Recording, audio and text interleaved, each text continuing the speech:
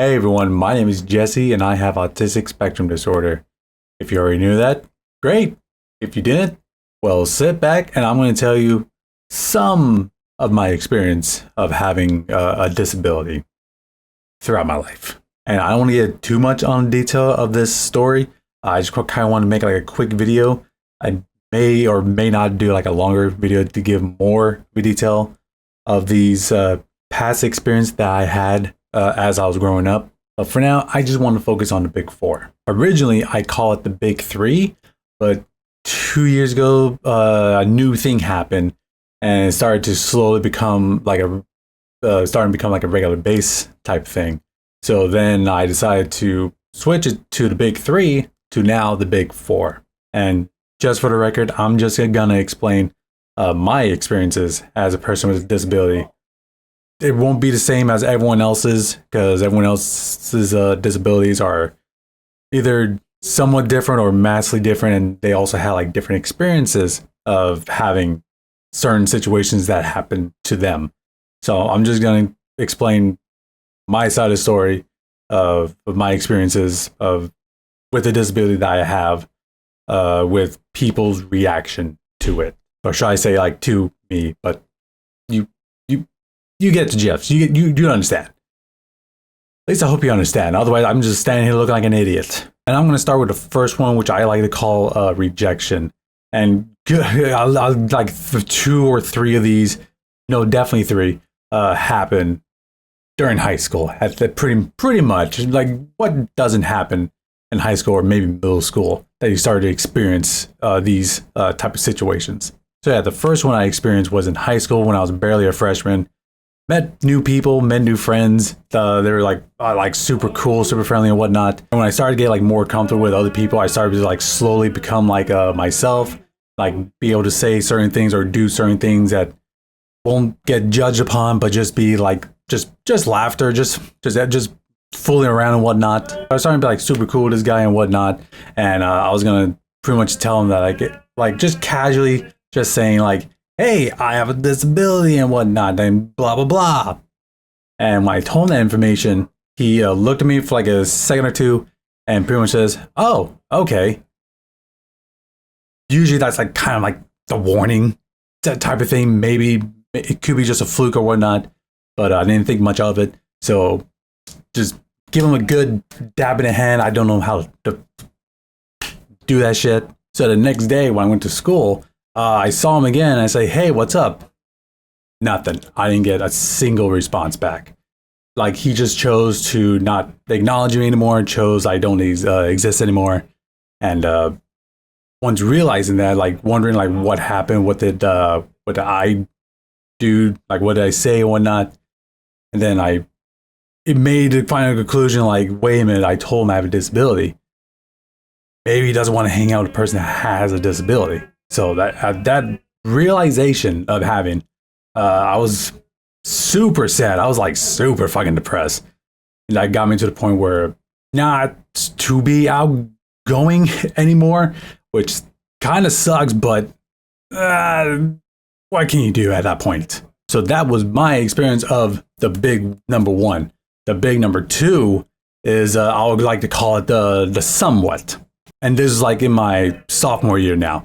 So met again, new friends, new people, whatnot, being super friendly, whatnot.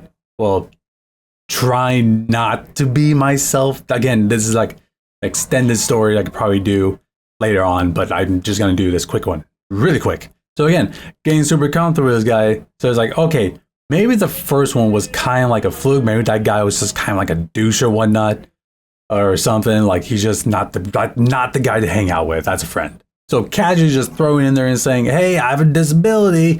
I hope this is a problem, maybe. And his response was kind of different.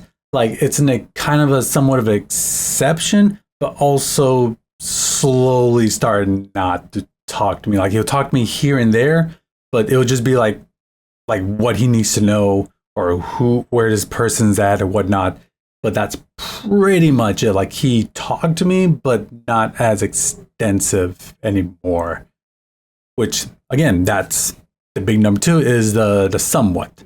Like he somewhat accepts it, but also somewhat don't want to be part of friend group or whatever group that I'm fucking going for here. So after like that, like that was kind of like my foot to the ground, like head up high, chest out type of situation, saying like, okay, so I'm just gonna keep having this weird experiences for some weird reason. I don't know why. I don't understand it. I don't know if it's just me in general, or just like something that I'm just not understanding.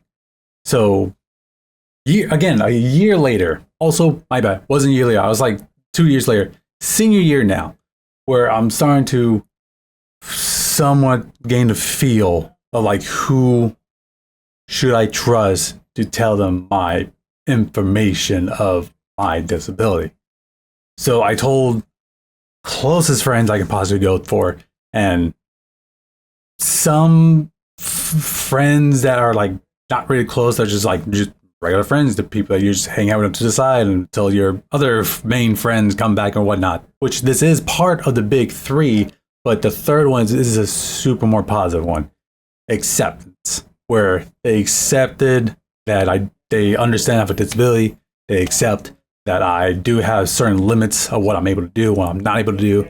The acceptance of not treating me any different or whatnot, like not gonna stop talking to me, not gonna like somewhat stop talking to me or whatnot.